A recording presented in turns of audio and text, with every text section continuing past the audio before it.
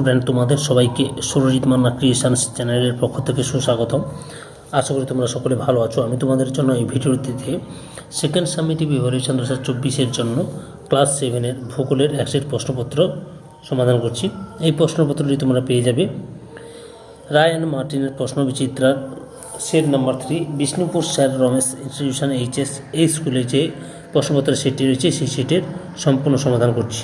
তার আগে তোমাদের কাছে অনুরোধ, তোমরা ভিডিওটি না টেনে পুরোটা দেখো, ভিডিওটিতে লাইক দাও, ভিডিওটি কেমন লাগলো কমেন্ট করে জানিও এবং ভিডিওটি তোমাদের একই ক্লাসের বন্ধু বান্ধবীদের মধ্যে শেয়ার করো। আলোচনা শুরু করছি। একের দাগে সঠিক উত্তরটি নির্বাচন করে লেখো।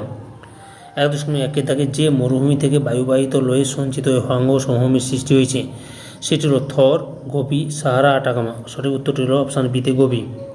1.2 দাগে নদীর উচ্চ প্রবাহে সৃষ্ট ভূমিরূপটি হলো মিয়েন্ডার, প্লাবনভূমি, বদ্বীপ, গিরিখাত। সঠিক উত্তরটি হলো অপশান ডিতে গিরিখাত।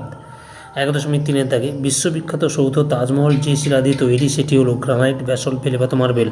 সঠিক উত্তরটি হলো অপশান ডিতে মার্বেল। 1.4 দাগে মরু অঞ্চলের শুকনো নদী খাতগুলিকে বলা হয় আর্ক, ওয়াদি, হামাদা, রেক। সঠিক উত্তরটি হলো অপশান বিতে ওয়াদি। 1.5 দাগে আফ্রিকার পশ্চিম দিকে প্রবাহিত একটি নদী হলো কঙ্গো, নাইজার, জাম্বিজি, নীল। সঠিক উত্তরটি হলো অপশান এতে কঙ্গো। 2 দাগে নিচের প্রশ্নগুলি এক কথায় উত্তর দাও।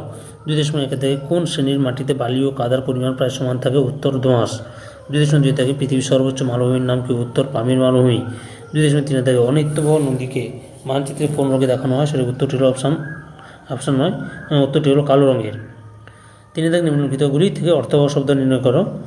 3-1 রয়েছে দন্তেন টয় টয় আকার, ময় আকার, হয় আকার, র, অর্থাৎ অর্থবহ শব্দটা তৈরি করতে হবে। তাহলে এখান থেকে হবে হার মাট্টান, হার মাট্টান। এরপরে 2 দাগে রয়েছে লয়কার ক আ, দন্তে নয় দেওয়ার ফলে হস্যই, অন্তস্থকার বর্গে জয় আকার। এখান থেকে ঠিকঠাক সাজালে উত্তরটি হবে আলেকজান্দ্রিয়া।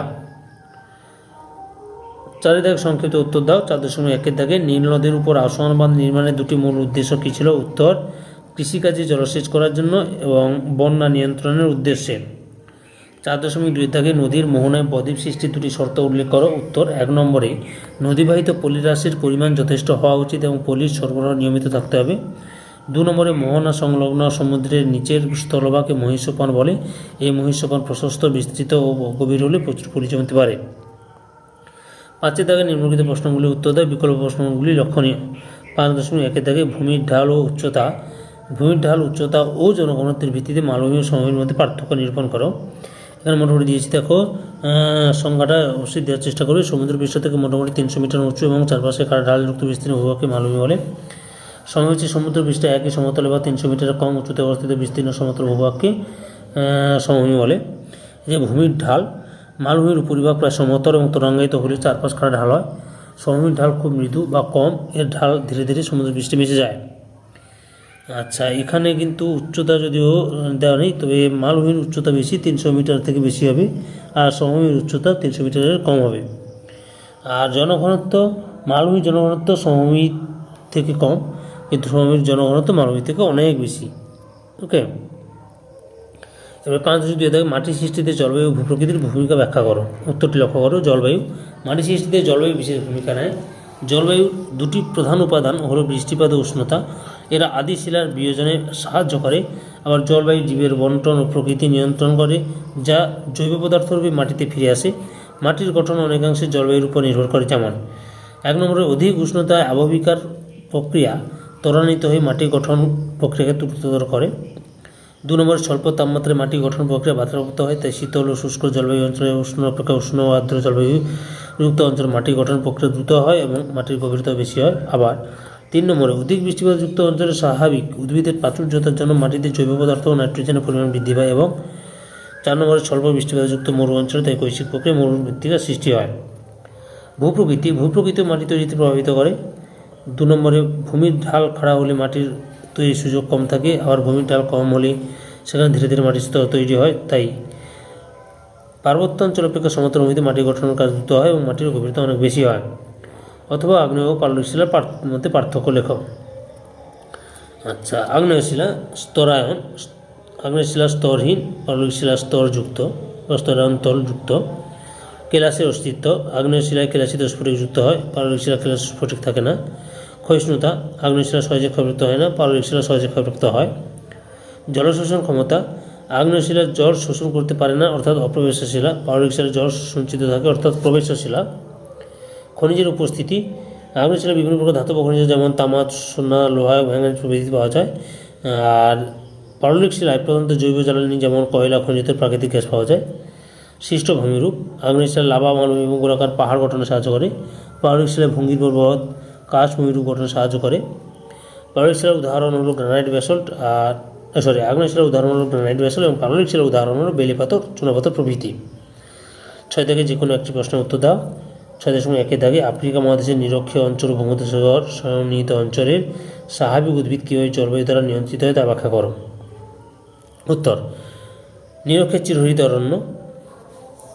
অবস্থান, নিরক্ষের উভয় পাশে কঙ্গো, ওয়েগা, ঘানা, গিনি, মাদাগাস্কারের পূর্ব দিকে নিরক্ষীয় জলবায়ু অঞ্চলে এই চিরসবুজ বনভূমি গড়ে উঠেছে। বৈশিষ্ট্য, নিরক্ষীয় জলবায়ু উষ্ণ ও আর্দ্র প্রকৃতির হয়। এখানে ডালপালাযুক্ত খুব লম্বা লম্বা কাঠের গাছ জন্মায়। 2 নম্বরে, সারা বছর পরিচালন বৃষ্টির কারণে এখানে উদ্ভিদগুলি সর্বক্ষণ বড় বড় সবুজ পাতায় ঢাকা থাকে, তাই এদের চিরহরিত উদ্ভিদ বলে। 3 নম্বরে, এই চিরহরিত অরণ্যের তলদেশে আর্দ্র ও স্যাঁতসেঁতে হয়, প্রচুর লতা, গুল্ম ও আগাছা জন্মায়। 4 নম্বরে, নানা উচ্চতার বিভিন্ন বৃক্ষ পাশাপাশি জন্মায় বলে সূর্যের আলো মাটিতে পৌঁছায় না, ফলে বনভূমির তলদেশ থেকে অন্ধকারাচ্ছন্ন স্যাঁতসেঁতে, তাই একে চিরগোধূলি অঞ্চল বলে। উদ্ভিদগুলির নাম হচ্ছে আবলুস, মেহগনি, পাম, কর্পূর, এবিনি, রোজউড, রবার, কোকো প্রভৃতি হলো এই অরণ্যের প্রধান উদ্ভিদ।